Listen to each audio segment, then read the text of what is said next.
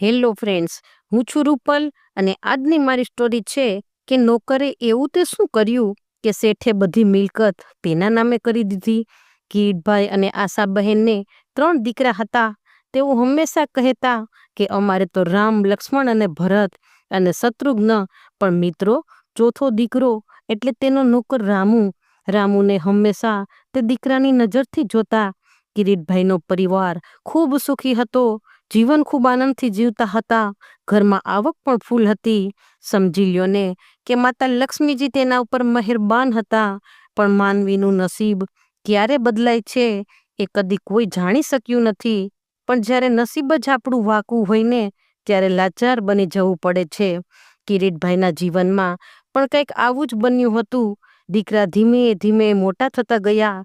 તેવામાં તેમને ધંધામાં મોટી ખોટ પડી અને જે સારી પરિસ્થિતિ હતી તે મધ્યમ બની ગઈ. પણ કિરીટભાઈ હંમેશા કહેતા કે ભગવાન જે કરે તે સારા માટે જ કરે છે. એને જ આપણને આપ્યું હતું અને પાછા એ જ આપણને આપશે, એવી તેમની હિંમત હતી. અને વિચારતા કે 3 દીકરાઓ છે, કાલે મોટા થઈ જશે તો કમાવા માંડશે. અને બંને પતિ પત્ની રાત દિવસ મહેનત કરીને દીકરાઓના ઉછેરમાં, તેમના અભ્યાસક્રમમાં વ્યસ્ત બની રહ્યા. પોતાની જરૂરિયાતમાં કાપ મૂકતા, પણ દીકરાઓને ઓછું ન આવવા દેતા. એક દિવસ કિરીટભાઈ બેઠા હતા. રામુ તેના પગ પર માથું ટેકવી ખૂબ રડ્યો અને કહેવા લાગ્યો કે મારાથી તમારી આ હાલત જોવાતી નથી. અને કિરીટભાઈ બોલ્યા, અરે ગાંડા, દિવસ તો ફર્યા કરે, તું ઊભો થા, રડીશ નહીં. એવામાં આશાબેન બોલ્યા કે રામુ, તું બેટા બીજે નોકરીએ લાગી જા. તારો પગાર દેવાના પણ મારી પાસે. એટલું તો માંડ બોલી શક્યા અને ગળે ડૂસકો ભરાઈ ગયો. રામુ કોઈ વાતે બીજી ક્યાંય જવા નહોતો માગતો. પણ કિરીટભાઈએ ખૂબ સમજાવ્યો કે બેટા, તારા ઉપર તારો પરિવાર નભે છે. હું તને સામેના બંગલામાં કામ માટે શિફ્ટ કરાવી દઉં છું. પણ રામુએ કહ્યું કે જઈશ, પણ મારી એક શરત છે કે મારા શેઠાણીનું બધું જ કામ પતાવીને પછી જ હું સામેના બંગલામાં જઈશ. કોઈ પગાર મારે જોતો નથી. બસ હું તો તમને મારા માતા પિતા જ માનું છું. રામુની વાણી સાંભળીને 6 આંખો રડી પડી. પણ કિરીટભાઈના દીકરાઓને થોડી અકળામણ થતી હતી.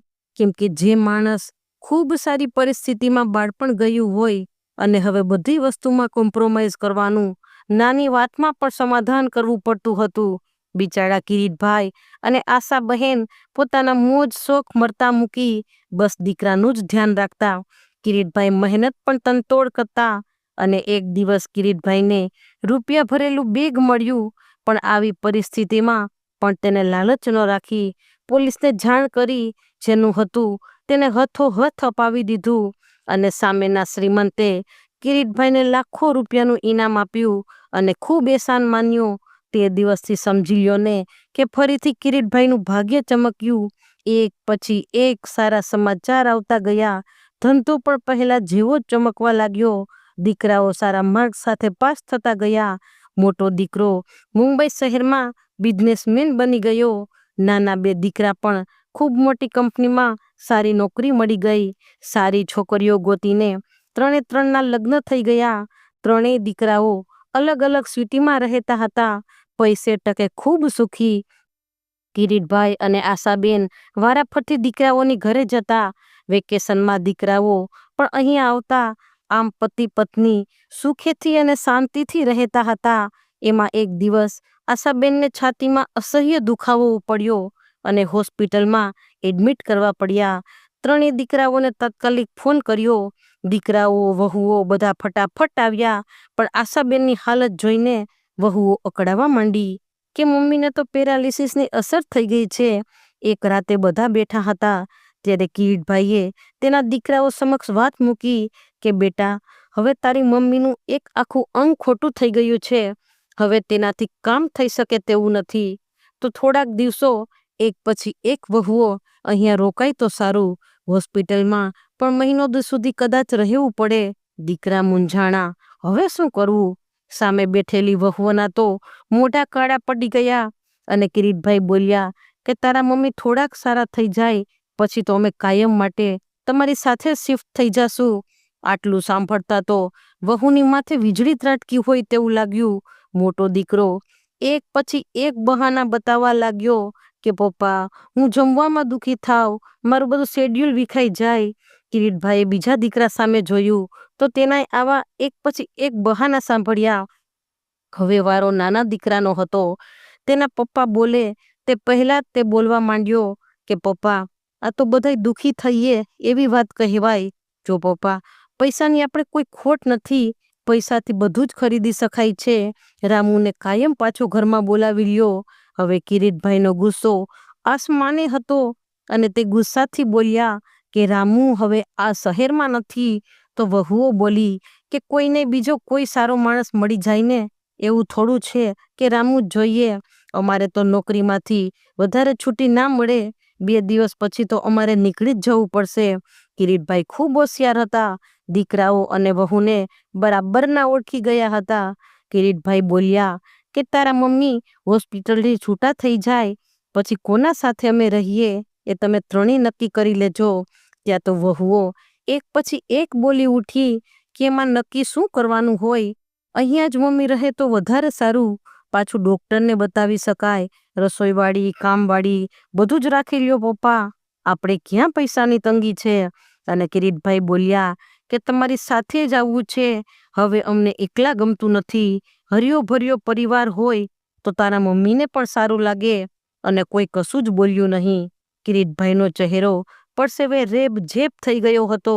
પોતાનો ભૂતકાળ યાદ આવતો હતો કે અમારા મોજ શોખ જતા કરી, પેટે પાટા બાંધી મોટા કર્યા, ભણાવ્યા, અને આજ અમારી આ હાલત. માં હોસ્પિટલમાં જીવન મરણ વચ્ચે ઝોલા ખાય છે અને આ દીકરાઓને ઘરેથી નીકળી જવું છે. વાહ કળિયુગ વાહ! આટલું તો વિચારતા તેની આંખ ભરાઈ ગઈ. બીજા દિવસે મમ્મીને મળી બધા દીકરાઓ પોતપોતાની કાર લઈ જતા રહ્યા.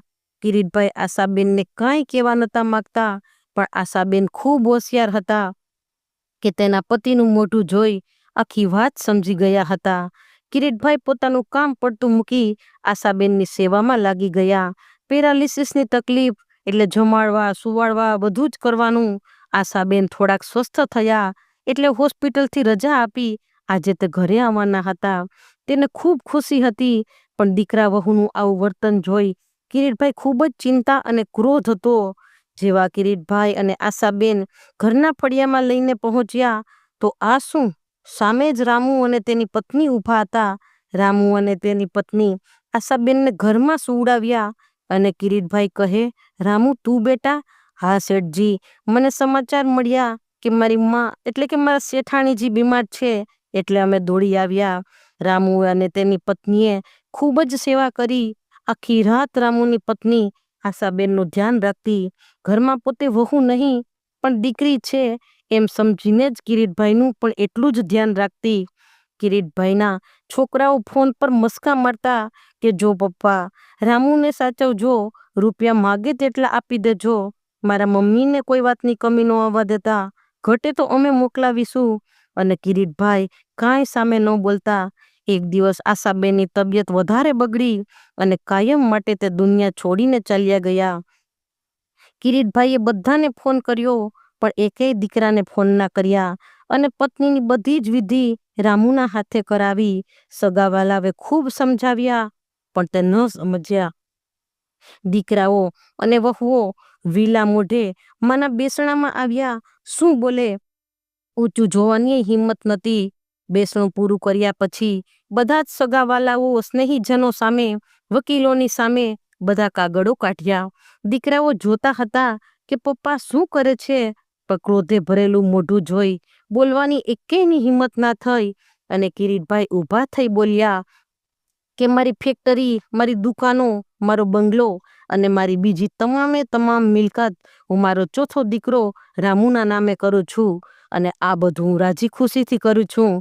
દીકરાઓ અને વહુઓ ગુસ્સે થઈ લાલ પીળા થઈ ગયા પણ બોલી શકવાની હિંમત ન થઈ અને બધાય પોતપોતાની કાર લઈને જતા રહ્યા. રામુ ખૂબ રડ્યો કે શેઠજી આવું ના કરો, આમાં મારો હક નથી. પણ કિરીટભાઈ માન્યા જ નહીં અને દીકરાઓને કારમાં જતા એકી ટસે જોઈ રહ્યા અને દીકરાઓ તેના પપ્પાને એકી ટસે જોતા રહ્યા. કાર આગળ નીકળી ગઈ.